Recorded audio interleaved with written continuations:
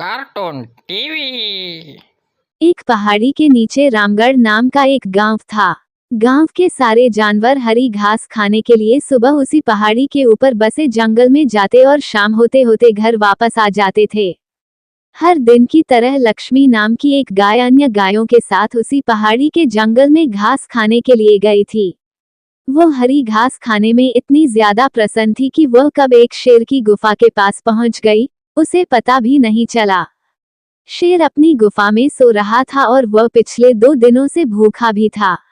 जैसे ही लक्ष्मी शेर की गुफा के पास पहुंची, गाय की खुशबू से शेर की नींद खुल गई। वह शेर धीरे धीरे गुफा से बाहर आया और गुफा के बाहर गाय देखकर खुश हो गया। शेर ने मन ही मन सोचा कि आज उसकी 2 दिनों की भूख मिट जाएगी।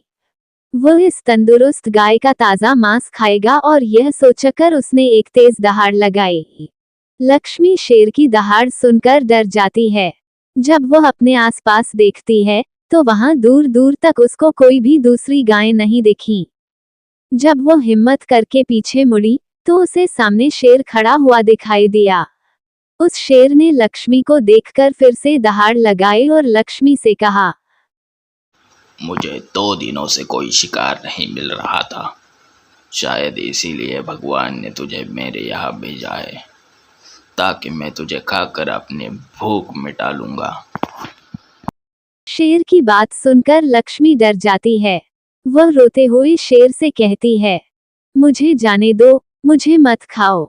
मेरा एक छोटा बच्चा है जो अभी सिर्फ मेरा ही दूध पीता है और उसे घास खाना अभी तक नहीं आया है।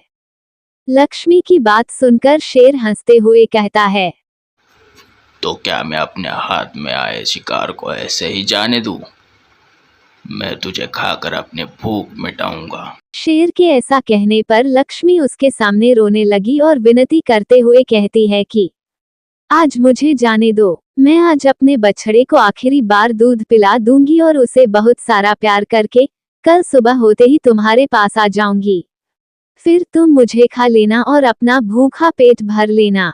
शेर लक्ष्मी की यह बात मान जाता है और धमकी देते हुए कहता है कि अगर कल तू नहीं आई तो मैं तेरे गाँव आके तुझे और तेरे बच्चे दोनों को खाऊंगा। लक्ष्मी शेर की यह बात सुनकर खुश हो जाती है और शेर को अपना वचन देकर गांव वापस चली जाती है। वहां से वह सीधे अपने बछड़े के पास जाती है, उसे दूध पिलाती है और बहुत सारा प्यार करती है। फिर बछड़े को शेर के साथ हुई सारी घटना बताती है और कहती है कि उसे अब अपना ख्याल खुद ही रखना होगा। वो कल सुबह होते ही अपना वचन पूरा करने के लिए शेर के पास चली जाएगी। अपनी माँ की बातें सुनकर बछड़ा रोने लगता है।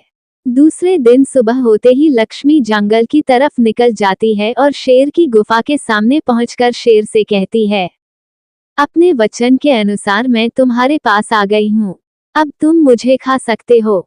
गाय की आवाज सुनकर शेर अपनी गुफा से बाहर निकलकर आता है और भगवान के अवतार में प्रकट होते हैं। वह लक्ष्मी से कहते हैं, मैं तो बस तुम्हारी परीक्षा ले रहा था। तुम अपने वचन की पक्की हो। मैं इससे बहुत प्रसन्न हुआ। अब तुम अपने घर जाके अपने बच्चे के साथ रह सकती हो। इसके बाद वे उस गाय को गौ माता होने का वरदान भी देते हैं और उसी दिन के बाद से सभी गायों को गौ माता कहना शुरू कर देते हैं। कहानी से सीख, हमें जान की बाजी लगाते हुए भी अपने दिए हुए वचन को पूरा करना चाहिए। यही हमारे दृढ़ व्यक्तित्व को दर्शाता है। Cartoon TV.